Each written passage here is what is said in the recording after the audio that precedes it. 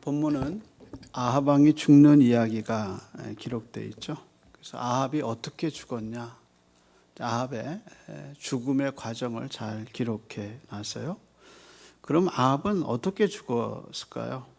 그리고 이 아합의 죽음이 주는 교훈이 뭘까요? 아합의 죽음이 분명히 하나님의 교훈이 있으니까 기록되었을 텐데, 아합의 죽음이 우리에게 주는 교훈이 뭘까? 그걸 한번 오늘 생각해 보도록 하겠습니다. 성경에 처음으로 사람의 죽음을 표현한 것은 창세기 5장입니다. 창세기 5장이 아담의 족보거든요. 그 아담의 계보인데 그 계보에서 죽었다는 말이 8번 나와요. 그냥 죽었다 그러지 않고 뭐라고 그러냐면 살다가 죽었다 그렇게 나와요.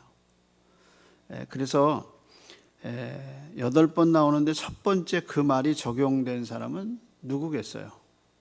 아담이겠죠. 그래서 아담에 대해서 이렇게 기록했어요. 아담은 930세를 살다가 죽었더라. 살다가 죽었다 그렇게 얘기했어요. 그리고 그의 아들 셋은 912세를 살다가 죽었다. 에노스는 905세를 살고 죽었더라 이렇게 나와요. 이래서 이제 노아까지 노아의 이제 이야기가 나올 때까지 살다가 죽었다, 살다가 죽었다, 이것이 이제 8번 반복적으로 나와요. 그런데 그 살다가 죽었다 앞에 또 뭐가 나오냐면 아들을 낳는 얘기가 나와요. 아들을 낳고 살다가 죽었다. 이게 이제 그 아담의 족보의 전체의 맥락의 기둥과 같은 이야기죠. 인생이 뭐냐? 그거죠. 살다가 애 낳고 살다가 죽었다. 그리고 걔는 다시 자라서 또 결혼해서 애 낳고 살다가 죽었다. 그리고 또 그 손자는 또 커서 결혼해서 애 낳고 살다가 죽었다. 이게 뭐냐? 인생이란 거예요. 인생. 이 범주에서 아무도 벗어날 수가 없어요. 그죠? 그래서 이 범주에서 아무도 벗어날 수 없다. 이게 이제 아담의 족보에서 나온 표시죠. 그런데 창세기 저자가 이런 기법을 쓴 한 가지 목적이 있어요. 그게 뭐냐? 이렇게 살다가 죽었다, 살다가 죽었다 이렇게 큰 틀에서 기록한 이 창세기 저자의 목적이 뭐냐? 그것은 하나님의 말씀대로 됐다는 거예요. 그래서 하나님이 아담에게 선악과 열매를 이야기하시면서 그러죠. 이 열매를 먹는 자는 반드시 죽으리라 그렇게 얘기하셨어요. 그러면서 그 하나님이 하신 그 말씀이 인생의 역사 속에서 어떻게 이루어졌느냐? 하나님 그냥 공허하게 말하고 그게 사라졌느냐? 아니에요. 900년이 지나서 930세가 돼서 아담이 죽은 거죠. 그래서 하나님의 말씀이 인간의 삶 속에 어떻게 이루어졌느냐? 그걸 보여주는 게 이 족보의 목적이죠. 그래서 아담이 살다가 죽었고 그의 아들 셋도 그렇게 살다가 죽었고 그의 아들 에노스는 하나님의 이름을 불렀던, 그래서 비로소 하나님의 이름을 불렀더라. 그래서 하나님을 경배하는 사람들이 공식적으로 예배드린 그 사건을 우리에게 알려준다 그렇게 얘기하죠. 에노스의 이야기에서. 그 에노스도 어떻게 했냐? 살다가 죽었다 이렇게 나오죠. 그래서 이 서클에서 아무도 벗어날 수가 없다는 거죠. 이제 그 맥락을 우리가 기억하고 아담의 죽음에서부터 지금 우리는 열왕기 상에 와서 누구의 죽음을 보느냐? 아합의 죽음을 보는 거예요. 그러니까 아합의 죽음도 이 범주에서 벗어나지 않는다는 거죠. 그래서 하나님이 열왕기상 21장에 나봇의 포도원 때문에 엘리야를 보내서 너는 반드시 죽으리라 얘기해. 너는 반드시 죽으리라 그렇게 하나님이 경고를 하셨죠. 그래서 이 아합의 죽음을 선언했는데, 자, 아합이 그렇게 죽을 것이라고 하나님이 선언하셨어요. 그러니까 이제 열왕기서 저자는 그럼 아합의 그런 하나님의 네가 반드시 죽으리라는 그 선언이 역사에서 어떻게 이루어졌느냐, 그게 이제 궁금한 거죠. 그래서 아합의 죽음이 역사에서 어떻게 이루어졌느냐, 그거를 관심을 두고 아합의 죽음의 문제를 상세하게 다루고 있다는 겁니다. 그래서 이 하나님의 선언이 정말 그럴까? 하나님이 그렇게 말씀하신 것이 어떻게 이루어졌느냐? 아합은 이렇게 이루어졌다 하고 21장에 나봇의 이야기 속에서 아합의 죽음을 얘기하고 22장에서 아합의 죽음이 이렇게 이루어졌다 우리에게 얘기하고 있죠. 그래서 먼저 저자는 아합이 이제 마지막으로 전쟁에서 죽는데 그 전쟁에 참여하게 된 이야기부터 시작하죠.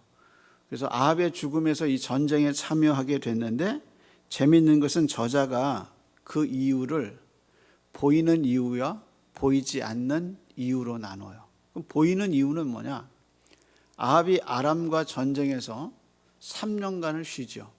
그러다가 이제 본인이 전쟁하게도 승리하겠다라는 생각이 들어서 누구에게 사신을 보내냐면 남쪽 왕 여호사밧에게 사신을 보내죠. 그래서 우리가 좀 연합해서 길르앗 라못에 가서 아람과 전쟁을 하고 그 길르앗 라못을 우리가 좀 차지하자 하고 협약을 맺어요. 그래서 이제 전쟁을 시작하게 되죠. 이제 그게 눈에 보이는 이유예요. 이렇게 뭉쳐가지고 연합해서 우리가 좀 길르앗 라못을 찾자, 이 자신감이 있는 거죠. 그래서 전쟁을 먼저 시작을 해요. 그것이 이제 전투에 나가게 된 눈에 보이는 이유죠. 그럼 눈에 보이지 않는 이유는 뭐냐? 여호사밧이 전쟁 나가기 전에 이렇게 얘기하죠. 우리에게 좀 여호와께 물어볼 만한 선지자가 없느냐? 그래서 400명의 선지자들이 모이죠. 그리고 한 명의 선지자가 더 찾아오게 되죠. 그 사람이 누구죠? 미가야가 찾아오죠. 근데 400명의 선지자들은 다 얘기해요. 당신이 나가면 분명히 성공하고 승리할 겁니다. 그렇게 얘기해요. 근데 미가야는 그렇게 하는 이유가, 선지자들 400명이 그렇게 똑같이 예언하게 된 이유가 뭐냐? 자기가 환상 중에 보니까 하나님의 전에서 하나님이 누가 아합을 죽게 하겠느냐 그랬더니 한 영이 일어나서 제가 거짓말하는 영이 돼서 이스라엘의 선지자들 입에 거짓을 심어주겠습니다. 그래서 거짓말하는 영이 찾아와서 그 사람들 다 400명의 선지자가 똑같이 예언하게 됐다. 그걸 미가야가 보죠. 그래서 미가야가 그 이야기를 지금 하고 있는 거예요. 그게 이제 눈에 보이지 않는 이유가 되는 거죠. 그래서 만약에 아합이 여기서 이 전쟁에서 말하지 않았다면, 나가지 않았다면 그는 안 죽었어요. 그가 전쟁하겠다고 여호사밧에게 사신을 보내지 않았고 또 여호사밧이 그것을 거절했다면 아합은 죽지 않아요. 근데 아합이 스스로 그것을 제안하고 선지자들을 모으고 그래서 전쟁에 나가게 되는 거죠. 그게 드러나지 않은 이유다 그렇게 생각해. 그래서 미가야가 그거를 이제 얘기하죠. 오늘 본문 어디서부터 시작되느냐? 미가야가 그 예언을 하는 것부터 시작하죠. 그랬더니 시드기야는 그 400명의 선지자의 대표격이죠. 그래서 아합의 궁전에서 예언하는 선지자예요. 그 사람이 미가야를 뺨을 때리면서 얘기하죠. 여호와의 영이 나한테 있는데 어떻게 언제 가서 여호와의 영이 그런 걸 보여줬느냐 하고 그를 때려요. 폭력적으로 때리죠. 그랬더니 아합이 그걸 보고 내가 다시 올 때까지 이 사람을 감옥에 둬라. 이 말은 뭐냐? 아합은 자기가 이 전쟁에서 죽는다는 걸 한 번도 생각 안 한 거예요. 자기가 죽는다는 걸 한 번도 생각하지 않아요. 그 말은 뭐냐? 네가 분명히 죽으리라는 하나님의 말씀에 관심이 없는 거죠. 그래서 아합은 자기가 이 전쟁에서 죽을 거라는 생각을 한 번도 하지 않아요. 참 신기한 거예요. 어떻게 이렇게 하나님의 말씀에 대해서 아무 감각이 없는지. 그래서 내가 올 때까지 이 사람을 감옥에 넣어두고 고생의 물과 고생의 떡을 먹게 해라. 이제 그렇게 얘기하면서 이제 짬밥을 먹게, 감옥에 있는 밥을 먹게 해라. 이제 그 뜻이겠죠. 그래서 그를 감옥에 집어넣을 때 그때 미가야가 뭐라고 그랬냐? 만약에 당신이 평안히 돌아온다면 하나님이 내게 그 말을 하지 않았을 겁니다. 그렇게 얘기해요. 그래도 아합은 자기가 죽을 거 생각 안 해요. 그게 뭐냐? 인간이에요, 인간. 사람은 죽음에 대해서요, 남이 죽는 거는 생각하면서 아, 그 사람이 그렇게 됐구나 라고 생각하지만 한 번도 자기에게 죽음을 적용시켜 보질 않아요. 왜냐하면 사람이 두렵거든요. 그래서 남의 죽음을 보면서도 잠깐 자기의 죽음을 생각할 뿐이지 자기가 죽을 수 있다는 가능성을 항상 잊어버리고 살아. 그렇잖아요? 근데 이제 어떤 사람이 자기가 언젠가는 하나님 앞에 부름을 받는다는 생각을 하게 되면 이 시간들이 너무 귀한 거예요. 마치 당신 5년 뒤에는 3년 뒤에는 죽습니다 라고 암 선고를 받은 사람이 그 3년을 어떻게 살 것인가 고민을 하고 정말 바르게 살려고 그리고 두렵지 않고 그 3년을 잘 살아야겠다고 생각한다면 그 3년은 굉장한 의미가 있는 거죠. 근데 우리가 살아가면서 한 번도 내가 하나님께 언젠가 부름 받을 거라는 생각을 안 하고 산단 말이야. 그러다 보니까 뭐냐? 하루가 어떤 때는 지겹고 사는 게 별로 의미가 없고 하루하루가 이게 별로 이렇게 사는 게 별로 의미가 없는 거예요. 짜증나고 신경질 나고 의미가 없어 보여요. 그게 뭐냐? 내가 언제 죽을 거라는 거. 그래서 그 종말의 시간에서 오늘을 보면 오늘이 너무나 귀한 건데 하루하루가 이 1시간 1시간이 너무 귀한 건데 왜? 언젠간 이 날이 다시 돌아오지 않는단 말이에요. 그래서 사람은 종말론적 신앙이 굉장히 중요한 거예요. 근데 우리는 아합과 같이 자기가 죽는다는 생각을 안 하고 이렇게 해서 내가 돌아올 때 이 사람을 감옥에 둬라. 그렇게 얘기하는 게 바로 본문의 내용이죠. 그래서 이제 아합이 전쟁에 나가요. 그럼 이제 전쟁에 나간 아합은 어떻게 했냐? 한번 볼까요? 전쟁에 나간 아합이 한 말입니다. 29절, 30절입니다. 제가 읽어보죠. 이스라엘 왕과 유다의 여호사밧 왕이 길랏 라못으로 올라가니라. 그리고 이제 30절입니다. 이스라엘 왕이 여호사밧에게 이르되 나는 변장하고 전쟁터로 들어가려 하노니 당신은 왕복을 입으소서 하고 이스라엘 왕은 변장하고 전쟁터로 들어가니라. 이제 쭉 읽어보면요, 여호사밧의 얘기는 없어요. 다 누가 얘기하느냐? 아합이 얘기해요. 그러니까 이 전쟁에서 지략을 짠 사람은 누구냐? 아합이에요. 그래서 여호사밧은 수동적으로 나오고요, 적극적으로 활동한 사람은 누구냐? 아합이에요. 그래서 아합이 뭐라고 그랬냐면 당신은 왕복을 입고 전체를 주의하는 것 같이 그렇게 계십시오. 그러면 내가 변장하고 은밀하게 이 전쟁을 이 뒤에서 수행하겠습니다. 그렇게 하고 이제 자기는 변장하고 가죠. 그것이 이제 이 전장의 지략이에요. 그런데 31절에 보면 이렇게 이제 아합이 전쟁의 지략을 짜고 있을 때 상대방인 아람 나라는 어떤 전쟁의 지략을 짰느냐? 그게 이제 31절에 나와요. 그래서 30절은 이스라엘의 지략이고요, 31절은 아람 나라의 지략이 나와요. 그 지략의 내용이 뭐냐? 그죠? 아람 나라가 자기 군대를 다스리는 32명의 장군들에게 이제 아람 왕이 명령을 내린 거예요. 이 전쟁의 핵심은 이스라엘 왕에게 있다. 맞는 거죠. 정확하게 판세를 찾은 거죠.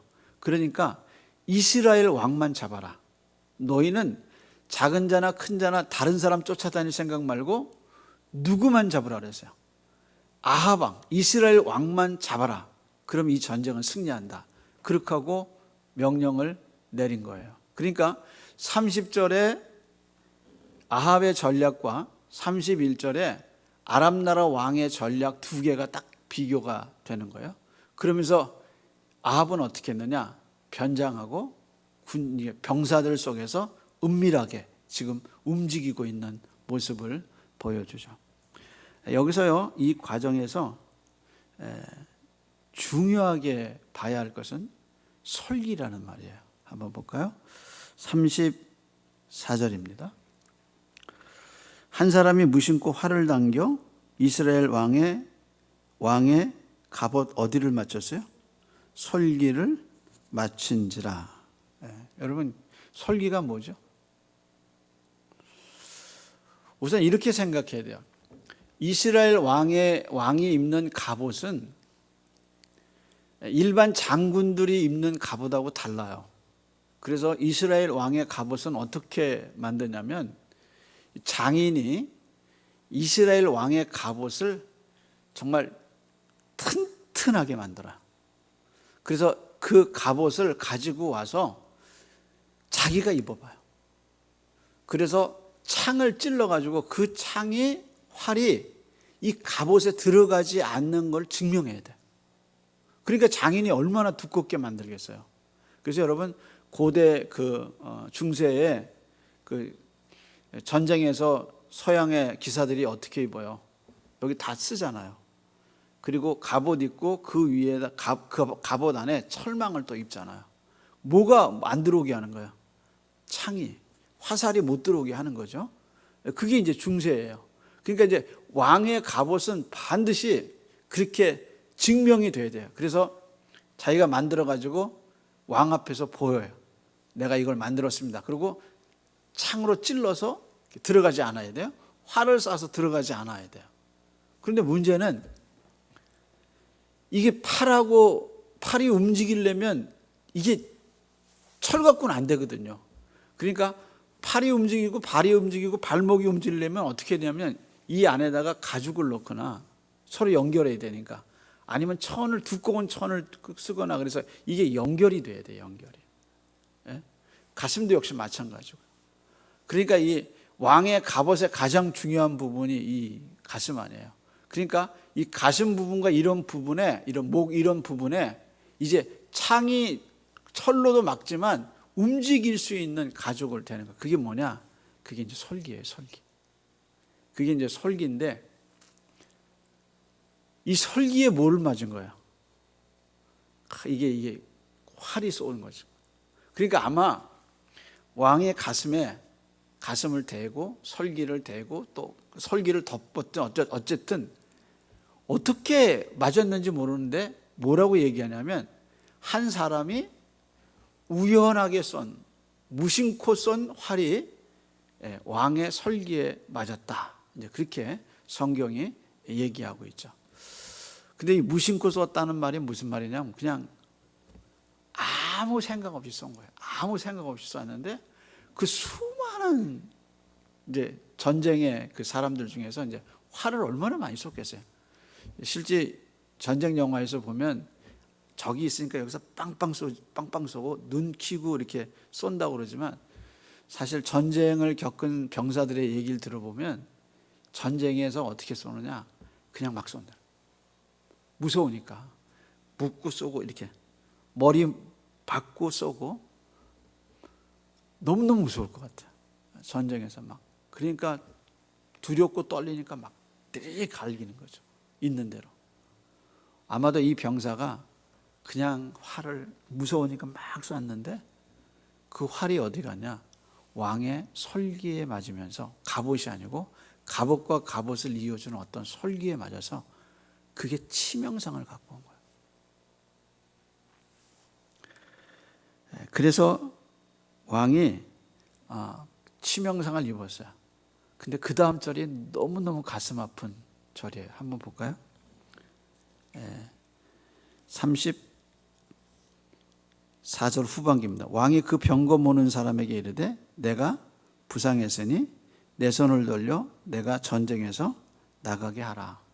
그리고 이제 그 다음이 너무너무 가슴 아픈 말이 나오죠. 뭐라고 그랬냐면 이날은 전쟁이 어떻게 했어요? 맹렬하였으므로 왕이 병거 가운데 붙들려 서서 아람 사람을 막다가 저녁에 이르러 어떻게 했어요? 죽었는데 상처의 피가 흘러 병거 바닥에 고였더라. 이게 무슨 얘기냐면 이제 설기에 맞아서 이게 사람이 자기 몸은 자기가 알잖아요. 들어온 화살의 각도나 들어온 화살의 깊이를 딱 보건데 자기가 오래 못 살겠어요. 그러니까 자기의 죽음을 인식한 거죠. 그래서 그 병거를 모는 병사 보고 뭐라 그러냐, 부관 보고 빨리 빠져나가자. 이거 빨리 나가면 살 수도 있을 거예요. 그러니까 빨리 여기서 벗어나자 그랬는데 워낙 전쟁이 심하니까 빠져나갈 수가 없어요. 그러니까 어떡하느냐, 적들은 계속 몰려오니까 아픈 몸을 이끌고 어떡한 거예요? 아람 나라 사람들과 싸운 거예요. 그러니까 움직이면 움직일수록 화살이 더 들어가는 거예요. 제가 이민 목회를 하면서요, 참 가슴 아픈 걸 참 많이 봐요. 암 4기예요. 그렇죠? 암 4기예요. 3기가 넘어서 이제 4기, 말기예요. 근데도 어떻게 해요? 가게 문을 어떻게 돼요? 열어야 되는 거예요. 아니면 암 열면 부인 혼자 못하니까. 그러니까 암이 4기인데도 아침에 나가서 문 열어. 그리고 거기서 장사해. 그러니까 갔다 오면 거기서 앉아서 계속 피를 계속 흘리는. 그 다음 날 되면 어떡하냐? 또 아침에 일어나서 약 먹고 나가서 또 일해야 돼. 언제까지 가냐? 돌아가실 때까지. 그래서 나중에 힘이 없어서 더 이상 나아갈 수 없게 돼요. 근데 힘이 있는 동안은 어떻게? 나가야 되는 거예요. 그래야 사는 거예요. 그러니까 아합이 화를 맞고 나가야 되는데 못 나가는 거예요. 그러니까 어떡하냐? 밀려오니까 싸우는 거죠. 그러다가 저녁 때 더 이상 기운이 없으니까 그냥 병거에서 죽은 거예요. 그게 뭐냐? 인생이라는 거예요. 인생. 그러니까 아합의 죽음에서 우리가 보는 게 인생이 뭐냐 말이야. 이렇게 빠져나갈 수 없고 분명히 자기가 아픈 걸 아는데도 빠져나갈 수 없는 이 상황. 그래서 그 상황에서 살기 위해서 몸부림치다가 피를 흘려서 그 상태에서 죽는, 이게 뭐냐? 왕이란 말이야, 왕. 근데 왕도 자기 목숨을 어떻게 할 수 없이 그냥 거기서 피를 흘리고 죽는 거예요. 그게 뭐냐? 인생이라는 거예요, 인생. 근데 저자가 여기서 또 재미있는 얘기를 해요. 어디를 보냐면 39절 보세요. 이렇게 죽은 인생이 뭐 했냐? 39절입니다. 아합의 남은 행적과 그가 행한 모든 일과 그가 건축한 뭐예요? 상하궁과 그가 건축한 모든 성읍은 이스라엘 왕 역대 지략에 기록되지 아니하였느냐. 이런 거 질 때 얼마나 프라우드했겠어요. 얼마나 자랑스러웠겠어요. 자기 궁을 상하궁으로 줬어요. 자기 집을 상하궁으로 줬어요. 근데 그 집에 가보지도 못하고 마차에서 밀려드는 칼날을 하다가 피를 흘리고 죽는 거예요. 성경 저자는 참 놀라우게 비교해 가면서 인생이 뭔가 하는 질문을 계속 우리에게 던져줘요. 그러면서 또 우리에게 아주 기가 막힌 이야기를 하고 있어요. 몇 절을 보시냐면 36절 보세요. 해가 질 때 진중에 외치는 소리가 있어 각각 자기 성으로 또는 각기 본향으로 어떻게 해요? 가라. 근데 이게 하나님의 말씀하고 똑같아요. 미가야가 뭐라고 그랬냐면 당신은 죽지만 백성은 각기 집으로 돌아갈 것입니다. 그렇게 얘기했는데 그게 그대로 이루어지는 거예요. 자, 그러면서 그 다음 절에 뭐라고 그랬나 보세요. 왕이 이미 죽음에 그의 시체를 메어 어디로 가져갔어요? 사마리아로. 그러면서 이제 38절에 병거 얘기를 해요. 그 병거가 사마리아 못에서 씻음에 누가 핥았어요? 개들이 그의 피를 핥았으니 그 다음 말이 뭐예요? 여호와께서 하신 말씀대로 되었더라. 여러분 집에 있는 강아지가 피를 핥아요? 애완경이 피 핥던가요? 아니에요. 여기 개는 애완경이 아니에요. 이스라엘은 광야를 가면 개떼들이 제일 무서워. 일이나 아니면 사자나 이런 것도 무섭지만 진짜 무서운 건 뭐냐? 개떼예요, 개떼. 수락산에 그 아저씨들이 여름에 복날에 개 잡으러 갔다가 개 때리다가 개가 놓쳐져 가지고 그 개가 산에 들어가면 뭐가 되는 거야? 들게 되잖아요. 그래서 뭐 어떤 개는 뭐 그슬리다가 뭐 반은 남고 반은 그렇게 하고 이제 들게 되는 거예요. 사람에 대한 적개심이 있겠죠. 들개가 무섭잖아요. 떼져가고 다녀가지고 고양이 죽이고. 근데 이스라엘의 들개는 그 정도 아니에요. 그러니까 여기서 이 개들은 들개예요, 들개. 이미 피 맛을 본 사람이에요. 그러니까 피 맛을 봤으니까 몰려다니는 거예요. 그래서 아합의 병거를 닦는데 그 피 맛이 오는 거예요. 왜냐하면 그 병거에서 얼마나 많은 전쟁이 이루어졌어요. 그러니까 온 피가 그 병거에 다 묻은 거죠. 말부터 시작해가지고 병거에 피로 묻혔단 말이에요. 그러니까 그 피 맛을 본 개들이 들려들어서 그 피를 계속 핥는 거죠. 그래서 하나님 뭐라고 하셨냐? 네가 죽으면 개들이 네 시체를 피를 빨 것이고 그것이 그대로 이루어진 거죠. 그러면서 또 그 병거를 싣는 자리가 어디냐? 창녀들이 와서 목욕하는 데다. 그러니까 그게 더러운 데란 말이야. 그래서 창기들이 와서 밤에 죄 짓고 나서 그리고 와서 거기서 몸을 씻는 데다. 그렇게 하고 그 곳에서 바로 아합이 마지막을 지냈다.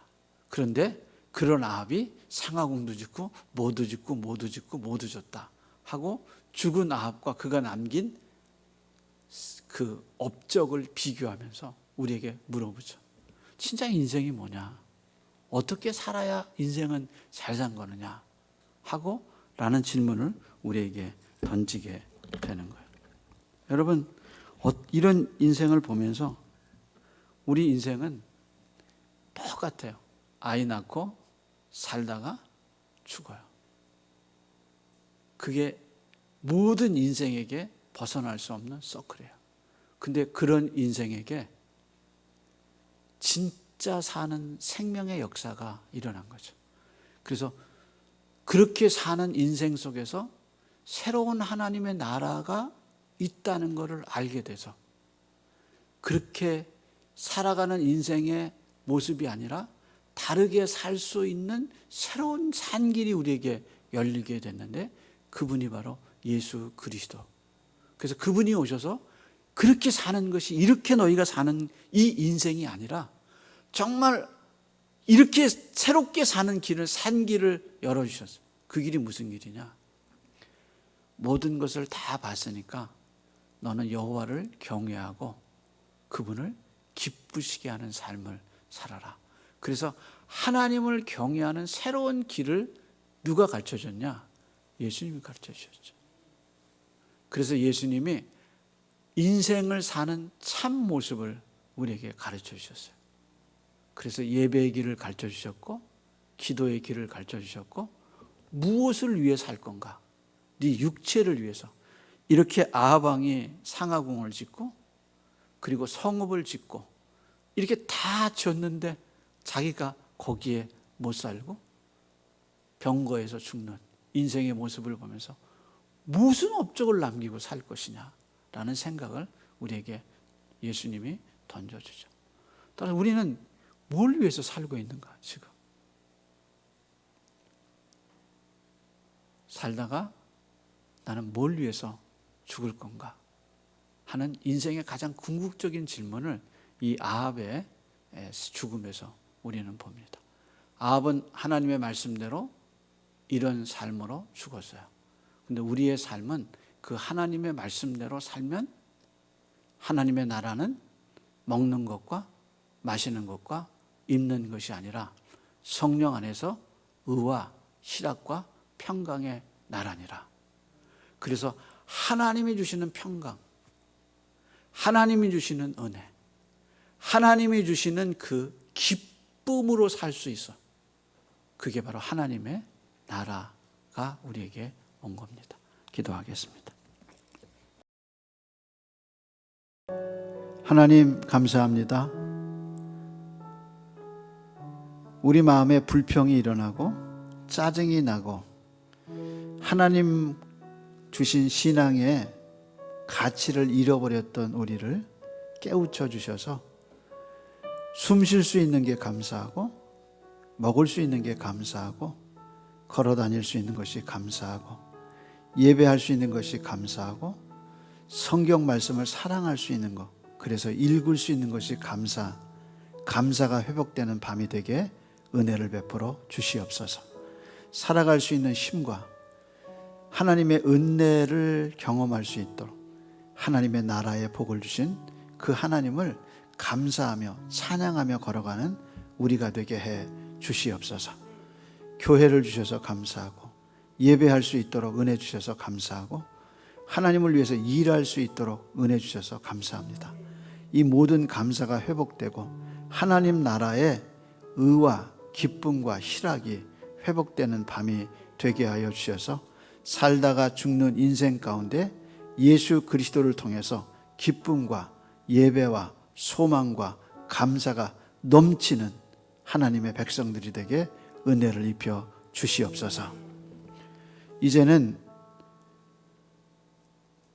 우리 주님 예수 그리스도의 은혜와 하나님 아버지의 크신 사랑과 이 모든 것을 가르쳐 주시고 생생하게 감사할 수 있도록 은혜를 베풀어 주시는 성령님의 은혜가 살다가 죽는 인생 가운데 하나님의 은혜를 감사하는 성도들의 심령 속에 이제부터 영원토록 함께 있을지어다. 아멘.